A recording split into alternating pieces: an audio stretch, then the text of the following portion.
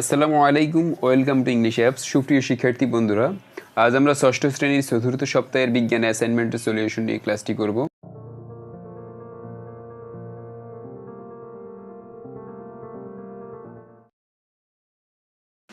প্রথমে cover page নিয়ে একটু কথা বলি। কভার পেজে অ্যাসাইনমেন্টের নম্বর হবে 2 আর বিষয়ের শিরোনাম হবে পদার্থের বৈশিষ্ট্য ও বাহ্যিক প্রভাব।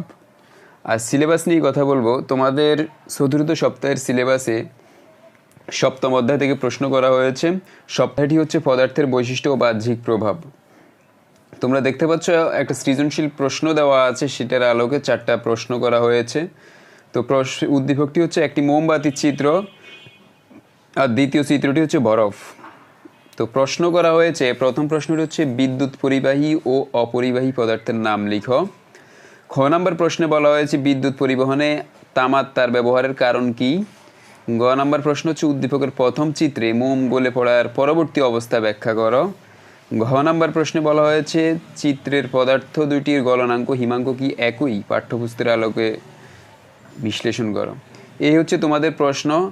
তো তোমাদের মূল্যায়ন নির্দেশক বা অ্যাসাইনমেন্ট ক্রাইটেরিয়াটা হচ্ছে নির্ভুল তথ্য, যুক্তিসম্মত ব্যাখ্যা প্রদান, প্রশ্ন চাহিদা অনুযায়ী উত্তর ইত্যাদি থাকলে হচ্ছে তোমার অ্যাসাইনমেন্টে ফুল মার্কস দিবে। তো যারা এখন ইংলিশ অ্যাপ চ্যানেলটিকে সাবস্ক্রাইব করেনি অবশ্যই সাবস্ক্রাইব করবে এবং নিচে দেখা বেল আইকনটি ক্লিক করে রাখবে, যাতে করে যখনই আমরা অ্যাসাইনমেন্টের ভিডিও আপলোড করি তোমার কাছে নোটিফিকেশন চলে যায়। তো এখন আমরা একটি নমুনা উত্তর দিয়ে দেখাবো কীভাবে অ্যাসাইনমেন্টের উত্তরটি করতে হয়। প্রথম প্রশ্নটি ছিল বিদ্যুৎ পরিবাহী ও অপরিবাহী পদার্থের নাম লিখো। তো আমরা এটা যেহেতু ক নাম্বার প্রশ্নের উত্তর, তোমরা জানো ক নাম্বার প্রশ্নের উত্তরটি খুবই ছোট হয়, 1 মার্কের উত্তর যতটুকু লেখার জন্য। তো একটি করে নাম লিখছি, অনেকে অনেক বেশি লিখছে, আমরা একটা লিখছি। তো এটা থেকে তোমরা দিয়ে দিবে আশা করি। বিদ্যুৎ পরিবাহী পদার্থের নাম হচ্ছে অ্যালুমিনিয়াম, বিদ্যুৎ অপরিবাহী পদার্থের নাম পলিথিন।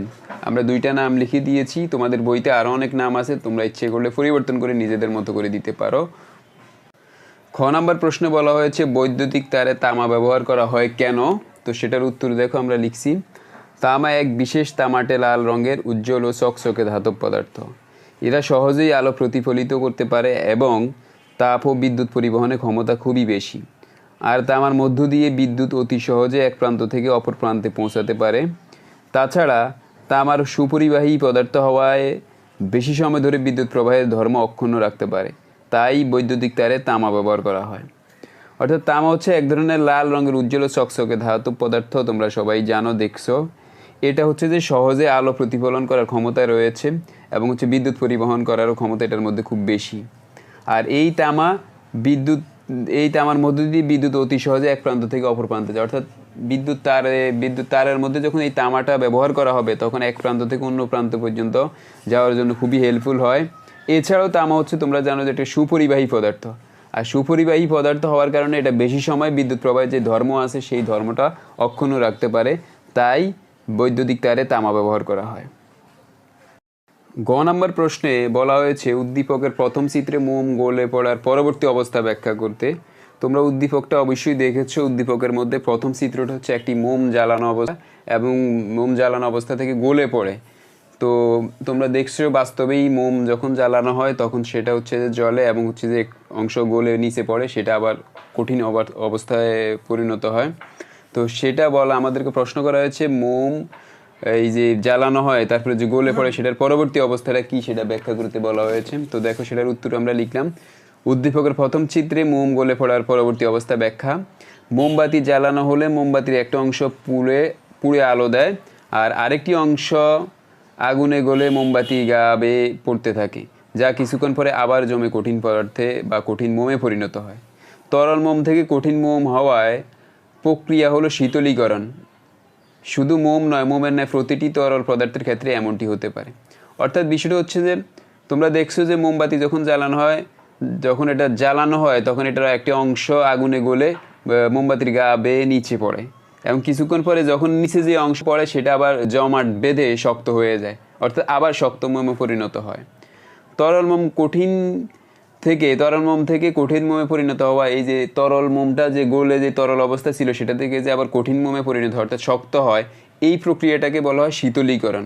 শুধু মোম নয়, মোমের ন্যায় যেই কোনো তরল পদার্থই যদি এরকম গলিত অবস্থা থেকে যদি এরকম কঠিন অবস্থা পরিণত হবে, এই প্রসেসটা যদি থাকে তাহলে এই প্রক্রিয়া হবে মোমের মতো। সব তরল পদার্থই এই কঠিন পদার্থে পরিণত হবে।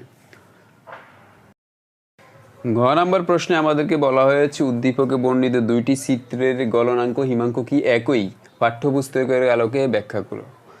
তো তোমরা উদ্দীপকে দুইটা চিত্র দেখছো, প্রথম চিত্রটি হচ্ছে মোমবাতির মোমের আর দ্বিতীয় চিত্রটি হচ্ছে বরফের। তো এখন আমাদেরকে প্রশ্ন করা হয়েছে দুইটা চিত্রেরই এই গলনাঙ্ক হিমাঙ্ক একই কিনা সেটা পাঠ্যপুস্তকের আলোকে ব্যাখ্যা করতে। তো আমরা এখন পাঠ্যপুস্তকের আলোকে সেই ব্যাখ্যাটা করব। দেখো আমি উত্তর লিখছি, যে তাপমাত্রায় কোনো কঠিন পদার্থ তরলে পরিণত হয় সেই তাপমাত্রাকে ওই পদার্থের গলনাঙ্ক বলে। অর্থাৎ যেই তাপমাত্রায় কোনো কঠিন পদার্থ যখন তরল পদার্থে পরিণত হয়, যেমন মোম গলে আবার শক্ত হয়, এটা হচ্ছে যে ওই পদার্থের গলনাঙ্ক। মোম একটি অধাতব কঠিন পদার্থ। মোমের অণুগুলোর মধ্যে যে আন্তঃআণবিক শক্তি থাকে তা 57 ডিগ্রি তাপমাত্রায় ভেঙে যায়, অর্থাৎ মোম গলে যায়। অর্থাৎ মোমের মধ্যে যে অণুগুলো থাকে সেগুলো মধ্যে থেকে যে আন্তঃআণবিক শক্তিটা থাকে সেটা 57 ডিগ্রি তাপমাত্রা ভাঙে এবং তারপর আস্তে আস্তে গলে যায়। অপরপক্ষে বা আবার যে তাপমাত্রায় কোনো তরল পদার্থ কঠিন পদার্থে পরিণত হয় সেই তাপমাত্রাকে হিমাঙ্ক বলে। অর্থাৎ তরল পদার্থ যেমন পানি, এটা একটা তরল পদার্থ, এটা কঠিন হয়ে বরফে রূপান্তরিত হয়, সেটা হচ্ছে হিমাঙ্ক। মোম 57 ডিগ্রি তাপমাত্রায় গলে তরলে পরিণত হয়। তরল অবস্থায় মোমের তাপমাত্রা 57 ডিগ্রির বেশি থাকে। ধীরে ধীরে তরল মোম জমতে শুরু করে এবং 57 ডিগ্রি তাপমাত্রায় কঠিন মোমে পরিণত হয়। অর্থাৎ মোমটা যখন গলে তখন 57 ডিগ্রি তাপমাত্রায় থাকে তরল অবস্থায়, এবং ধীরে ধীরে মোম যখন জমতে শুরু করে তখন 57 ডিগ্রি মোম তাপমাত্রায় কঠিন মোমে পরিণত হয়। তাই বলতে পারি মোমের গলনাঙ্ক হিমাঙ্ক একই 57 ডিগ্রি সেলসিয়াস।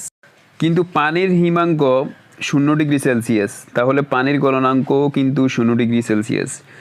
কোনো একটি বস্তুর তাপমাত্রা যদি হিমাঙ্কের উপরে থাকে এবং তা পারিপার্শ্বিক তাপমাত্রার চেয়ে বেশি হয়, তবে পারিপার্শ্বিক তাপমাত্রায় বস্তুটিকে রেখে দিলে তা ধীরে ধীরে তাপ হারাতে থাকে, ফলে এর তাপমাত্রা কমতে থাকে এবং তাপমাত্রা যখন হিমাঙ্কে চলে আসে তখন এটি কঠিন পদার্থে পরিণত হয়।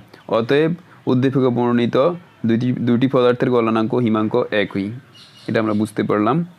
এই হচ্ছে তোমাদের বিজ্ঞান অ্যাসাইনমেন্ট, ষষ্ঠ শ্রেণীর 4র্থ সপ্তাহের বিজ্ঞান অ্যাসাইনমেন্টের সলিউশন আমরা আমাদের মতো করে দিয়েছি তোমাদের পাঠ্যপুস্তকের আলোকে। তো তোমরা এটা থেকে আইডিয়া নিয়ে নিজেদের মতো করে লেখার চেষ্টা করবে এবং নিজেদের মেধাটা ঘাটানোর চেষ্টা করবে। আমাদের ক্লাস যদি ভালো লাগে অবশ্যই ইংলিশ অ্যাপ চ্যানেলকে সাবস্ক্রাইব করবে এবং নিচে দেখা বেল আইকনটি ক্লিক করে রাখবে, যাতে করে যখনই আমরা অ্যাসাইনমেন্টের ভিডিও আপলোড করি তোমাদের কাছে নোটিফিকেশন চলে যায়। তোমরা জেনে আনন্দিত হবে যে ইংলিশ অ্যাপ চ্যানেলে ষষ্ঠ থেকে দ্বাদশ শ্রেণী পর্যন্ত ক্লাসেরই হচ্ছে ইংলিশ গ্রামারের উপর আমাদের নিজস্ব পদ্ধতিতে নিজস্ব টেকনিকে, ইউনিক টেকনিকে শিটের মাধ্যমে হচ্ছে যে আমরা ক্লাস নিয়ে থাকি। তো সেই ক্লাস পাওয়ার জন্য, ইংলিশ গ্রামারের ক্লাস পাওয়ার জন্য অবশ্যই ইংলিশ অ্যাপ চ্যানেলকে সাবস্ক্রাইব করে ক্লাসের গ্রামার তুমি খুঁজে নেবে। আশা করি ইংলিশ নিয়ে আর কোনো সমস্যাই থাকবে না। তো সবাই ভালো থাকো, সুস্থ থাকো, আল্লাহ হাফেজ।